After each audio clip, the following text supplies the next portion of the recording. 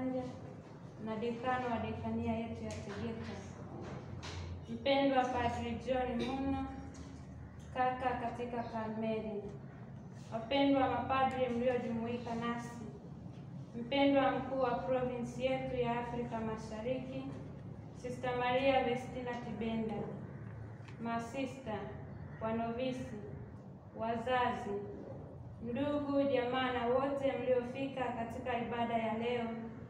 Tumsifu Yesu Kristo. Milele amina. Jioni hii tunawakaribisha katika ibada hii ambapo yatabarikiwa na kukabidhiwa kwa dada zetu mavazi ya kitawa kadiri ya roho ya shirika letu la masista wa Karmeli wa misionari wa Mtakatifu Teresia wa Mtoto Yesu. Licha ya kuwa mavazi ni nguo kwa ajili ya kufunika mwili, ni alama ya kitu au tunu fulani inayokuza mahusiano na jamii na ni kielelezo cha nafsi ya mtu katika jamii anayoishi. Aidha, vazi hujenga pia uhusiano na mtu mwenyewe anayelivaa, likiwa kama kielelezo cha tunu msingi anazoamini na wakati mwingine humlinda na kumpatia utambulisho maalum. Vazi la kitawa ni alama ya kuwekwa wakfu, utambulisho wa wanachama katika shirika fulani na ushuhuda wa ufukara. Vazi letu la masista wa Karmeli wa misionari wa Mtakatifu Teresia wa Mtoto Yesu ni la Kikarmeli na maana zake ni zile zile za Kikarmeli kwa wake na kwa waume, zaidi ya zile za kitawa kwa ujumla. Kwa ujumla, katika Karmeli, vazi la kitawa ni kielelezo cha maisha mapya au mtu mpya. Mtawa Mkarmeli, baada ya nadhiri zake, anatakiwa kukuza ndani yake, na kwamba katika vazi anaona na kujifananisha kwa haraka na malengo yake ya maisha mapya katika Kristo. Kanzu au gauni ya rangi ya kahawia ni kumbukumbu ya mlima Karmeli na hali ya ubinadamu wetu, inatualika kuvaa utu mpya katika Kristo. Mkanda ni alama ya vita vya kiroho na usafi wa moyo. Skaplari hapo mwanzo ilikuwa alama ya nira laini ya Kristo ili kujifananisha naye, na baadaye imekuwa ni vazi la Mama Maria kama ishara yake ya upendo na ulinzi kwa wanawe. Joho jeupe au krimu lina maana ya kinabii Eliya na ya kimaria. Ni kielelezo cha vazi la nabii Eliya alilomwachia Elisha na ni alama ya utakatifu na ibada, uwakfu. Pia ni alama ya unyenyekevu, uadilifu na ufukara, ili kwamba kwa kufunikwa na vazi jeupe la ubatizo tuweze kumfuata kondoo safi kwa dhamira njema na moyo safi. Na katika maana ya kimaria ni alama ya usafi na ubikira. Basi tunaposhiriki ibada hii, tuombee dada zetu wapendwa Upendo Gerald Chumi, Amaria Gabriel Mroso, Harriet Yakum, Ruth Andrew Joseph, Predganda Peter Sirayo na Loisi Biira, ili kwa maombezi ya nabii Eliya, ya mama yetu Bikira Maria wa mlima Karmeli na ya watakatifu wote wa familia ya Karmeli na waanzilishi wetu, Mungu mwingi wa upendo na huruma awajalie neema na baraka za kuziishi tunu hizo zote katika maisha mapya watakayoanza kwa kuweka nadhiri zao za kwanza za kitawa katika shirika la masista wa Karmeli wa misionari wa Mtakatifu Teresia wa Mtoto Yesu. Karibuni tuendelee na sala ya kanisa.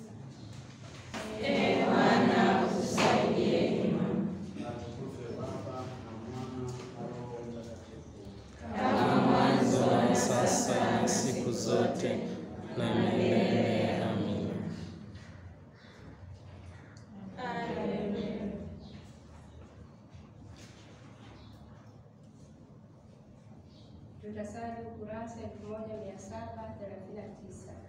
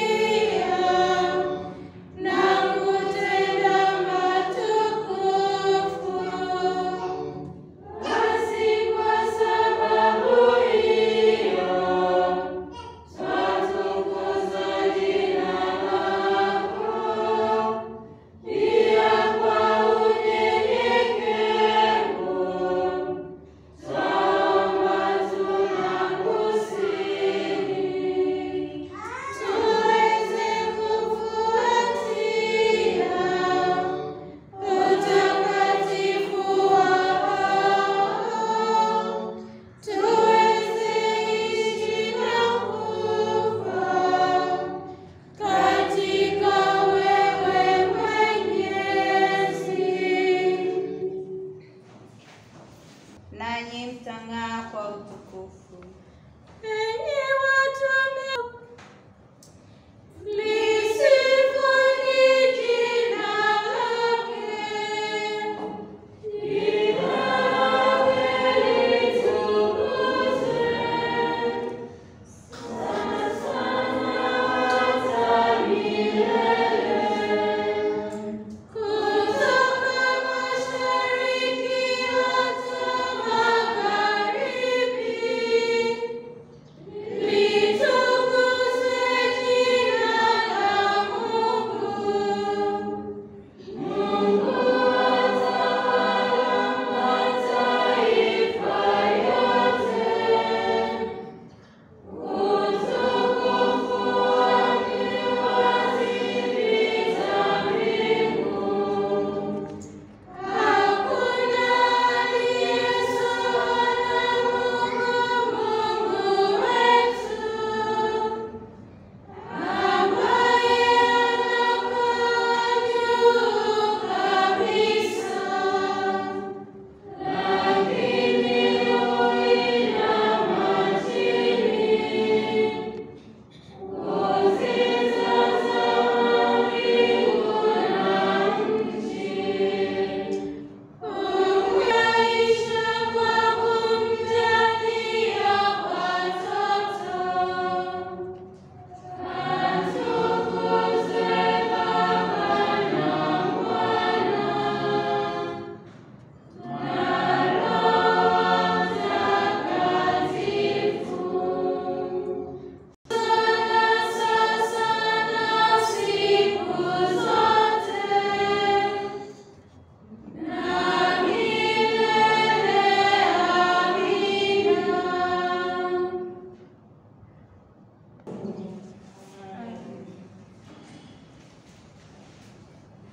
Tunakufuata kwa moyo wetu wote. Bwana, tunakutafuta wewe, usitukatishe matumaini. Yerusalemu wa Mungu, umsifu Mungu wako Sion, maana ameimarisha milango yako.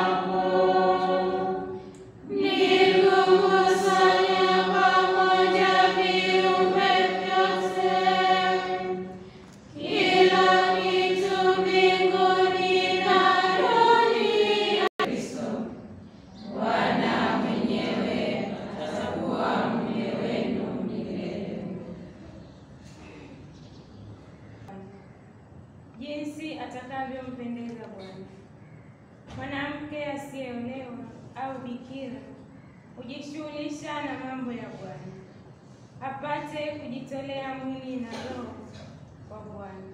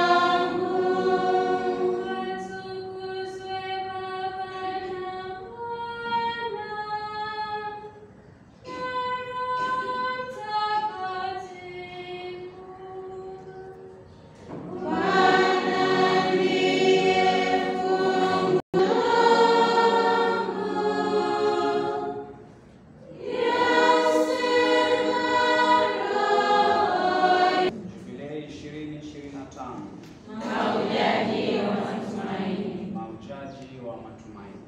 Jubilei 2025. Basi sasa, kabla ya kuanza ibada ya kubariki na kukabidhi mavazi, basi tutayatazama tena walau kwa haraka haraka mavazi yetu haya. Tulielezewa na tukiyaona. Kwa hiyo tunajikumbusha mavazi yetu ya kitawa kama mnavyoona ya kwanza. Sawa mavazi yetu isipokuwa sawa. Vazi la kitawa ni ishara ya nje ya kuwekwa wakfu. Ishara ya nje ya kuwekwa wakfu. Sasa kuwekwa wakfu maana yake ni nini? Kuwekwa wakfu maana yake ni kutengwa, ni kutwaliwa kwa ajili ya Mungu peke yake. Umetengwa na malimwengu kwa ajili ya kumtumikia Mungu. Unapomuona mtawa amevaa mavazi yake, ni ishara ya nje ya kwamba yeye ametwaliwa, ametengwa, amewekwa maalum kwa ajili ya kazi ya Mungu. Sasa ukamilifu wa kuwekwa wakfu ni tendo lenyewe la nadhiri, lakini walau mavazi haya ni ishara ya nje ya kile kilichopo ndani yake, kwamba yeye kwa moyo wake wote amejitoa kwa ajili ya Mungu, kwa ajili ya kanisa. Kwa tunapovaa mavazi yetu haya ni ishara hiyo ya nje ya kwamba sisi tumewekwa wakfu, tuko kwa ajili ya kumtumikia Mungu. Lakini pia mavazi haya, kila shirika lina mavazi yake, kwa inabeba pia utambulisho wa mashirika yetu, na huwezi kukuta shirika mawili tofauti yana vazi la kufanana. Kwa kila shirika linakuwa na vazi yake ambalo ni sehemu ya utambulisho wao. Kwa vazi letu hili ni vazi la Kikarmeli, kwa ni utambulisho wa shirika letu la Wakarmeli. Sasa tulielezwa maana ya mavazi haya, tuliambiwa kanzu. Sasa kanzu maana yake ni hii ni kanzu, sisi wanavaa pia kanzu. Tuliambiwa maana ya kanzu ni nini, alafu tukaambiwa skapulari pia. Hii ndio skapulari yenyewe ambayo ni ishara ya ulinzi wa Bikira Maria kwa Wakarmeli. Shirika la Karmeli ni shirika la kwanza katika kanisa kuwa chini ya usimamizi wa Bikira Maria, na hasa tuliitwa ndugu wa Bikira Maria wa Mlima Karmeli. Kwa kuna masimulizi mengi yanayomhusu Bikira Maria na shirika la Karmeli.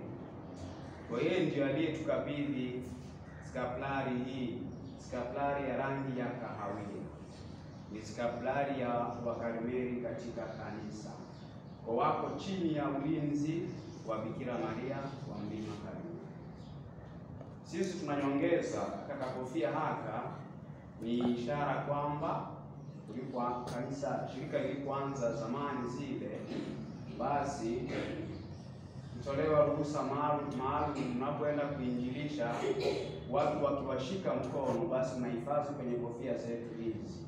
Asimebaki kuwa ishara kwamba sisi ni shirika la aina hiyo ambalo linategemea ukarimu wa wale ambao tunawainjilisha. Kwa hiyo haya ni mashirika yaliyokuwepo kabla ya karne ya 15. Yaliitwa mendicant orders, mendicare, maanake hao walikuwa wanaombaomba, beggars. Kwa hiyo walipewa hadhi hiyo, na mashirika mengi makongwe utaona hii tunaita kapuchi wanakuwa nayo. Wafransiskani wanayo, Waagustiniani wanayo, Wabenediktini wanayo. Kwa hiyo haya mashirika yale makongwe yale ya zamani kabisa kabla ya karne ya 13 walipewa hadhi hiyo na kanisa kwamba wanapoenda kuinjilisha basi watu wawashike mkono, wawakirimu ili waweze kukidhi mahitaji yao na hatimaye waendelee kufanya kazi. Tumebaki kuwa hadhi na heshima hiyo ya kihistoria ambayo tumebaki nayo. Sasa hayo mengine tumeambiwa, lakini jambo moja ambalo ni vema pia kuhusu rangi ya kahawia kwa Karmeli, maana yake ni nini? Kwa nini siwe rangi nyingine? Vazi rasmi la Karmeli linakuwa na rangi ya kahawia. Hata skapulari zetu pia ni za kahawia. Kuna skapulari nyingine kwenye kanisa za rangi ya bluu, lakini hizi za kahawia ni za Kikarmeli. Kwa nini? Kwa nini rangi ya kahawia kwa wakati? Ina maana gani? Kwa mavazi yetu rasmi ya shirika la Karmeli kwa ujumla wake ni rangi ya kahawia, kanzu na skapulari. Rangi hii ya kahawia kwetu sisi wa Karmeli ni ishara ya unyenyekevu na kujiaminisha kwa Mungu. Ni ishara hiyo ya unyenyekevu, ni ishara ya nje ya unyenyekevu unaopaswa kuwa ndani yetu na kujiaminisha kwetu kwa Mungu. Kwa vijana wetu hawa wanovisi ambao kesho wanakuwa masista rasmi, kila wanapovaa mavazi yao haya na wakitazama na kuona rangi ya kahawia, wakumbuke kwamba wanaitwa kuwa wanyenyekevu na daima wajiaminishe kwa Mungu. Unyenyekevu unasifika sana katika maandiko matakatifu. Ni fadhila kuu inayosifika sana na ya muhimu sana katika kutafuta utakatifu. Hakuna mtakatifu ambaye hakuwa mnyenyekevu, hayupo. Kwa ni fadhila ya msingi sana ya kutafuta utakatifu, ni njia ya utakatifu, ni siri ya utakatifu mkubwa hata wa Mtakatifu Teresia mtoto Yesu. Unyenyekevu, wanyenyekevu ni marafiki wa Mungu. Mnyenyekevu ni kipenzi cha Mungu. Kwa sababu gani? Kwa sababu mnyenyekevu anatambua nafasi ya Mungu katika maisha yake na anampa Mungu nafasi yake ya kwanza anayoistahili. Mnyenyekevu anajua kwamba mimi ni binadamu na Mungu ni Mungu. Kwa hiyo ndio tunaanzia kwenye msingi huo wa kutambua nafasi ya Mungu katika maisha yetu. Na nafasi yetu sisi iko wapi? Lakini pia nafasi ya watu wengine tunaoishi nao, binadamu wengine wana nafasi gani katika maisha yao? Kwa mnyenyekevu anatambua nafasi ya Mungu katika maisha yake na anampa Mungu nafasi ya kwanza. Nafasi inayofuata ya pili anawapa watu wengine, na yeye anajipa nafasi ya mwisho kabisa. Huyo ni mnyenyekevu. Hajifikirii. Mnyenyekevu sio mbinafsi, hapendi sifa. Mnyenyekevu ni mkweli, amesema Mtakatifu Teresa wa Avila. Unyenyekevu ni kusema na kuishi ukweli. Ukweli huo kwamba Mungu na nafasi yake na watu wengine ni bora kuliko wewe. Huyo ni mnyenyekevu. Kwa tunaitwa kuwa wanyenyekevu.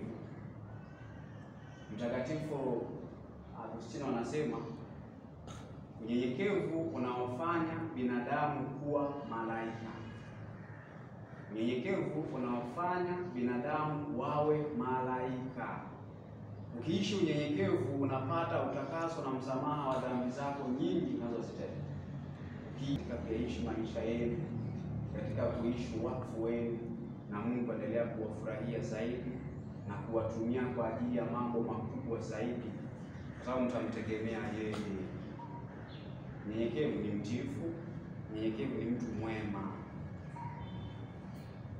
Mnyenyekevu hawaudhi watu wengine, anawapendeza, anampendeza kila mtu. Kwa tunawaombea fadhila hii ya unyenyekevu na mjitahidi daima kuiishi. Na rangi ya vazi hili niwakumbushe wito mnaoitiwa wa kuwa wanyenyekevu. Bwana aliyeumba mbingu na nchi. Bwana awe nanyi na awe rohoni mwako. Bikira Maria, bariki mavazi haya na uwajalie hao wanao maisha yao yawe shuhuda wa ufufuko ujao. Katika maisha mapya wajalie kuvikwa uzima usiokuwa na mwisho kwa njia ya Kristo Bwana wetu. Amina.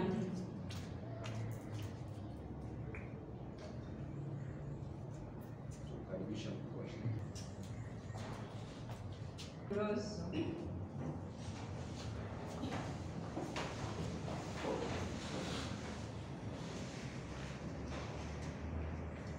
Kwa jina la kanisa takatifu la Mungu, ninakukabidhi vazi la shirika. Livae kila siku kwa furaha na uaminifu, ukimwiga Maria mama na dada yetu mpendevu, Bikira Maria wa Mlima Kayuni. Mungu anijalie hayo kwa huruma yake. Amina. Kwa jina la kanisa takatifu la Mungu, ninakukabidhi vazi la shirika. Livae kila siku kwa furaha na uaminifu, ukimwiga Maria mama na dada yetu mpendevu, Bikira Maria wa Mlima Kayuni. Mungu anijalie hayo kwa huruma yake. Amina. Takatifu la Mungu, ninakukabidhi vazi la shirika. Livae kila siku kwa furaha na uaminifu, ukimwiga Maria mama na dada yetu mpendevu, Bikira Maria wa Mlima Kayuni. Mungu anijalie hayo kwa huruma yake. Amina. Livae kila siku kwa furaha na uaminifu, ukimwiga Maria mama na dada yetu mpendevu, Bikira Maria wa Mlima Kayuni. Mungu anijalie hayo kwa huruma yake. Amina. Kwa jina la kanisa takatifu la Mungu, ninakukabidhi vazi la shirika. Livae kila siku kwa furaha na uaminifu, ukimwiga Maria mama na dada yetu mpendwa, Bikira Maria wa Mlima Kayuni. Mungu anijalie hayo kwa huruma yake. Amina.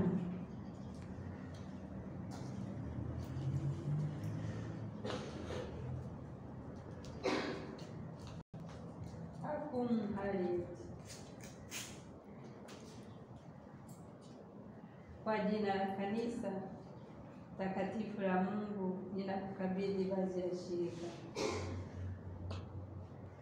Livae kila siku kwa furaha na uaminifu, ukimwiga Maria mama na dada yetu mpendwa, Bikira Maria wa Mlima Kayuni. Mungu anijalie hayo kwa huruma yake. Amina.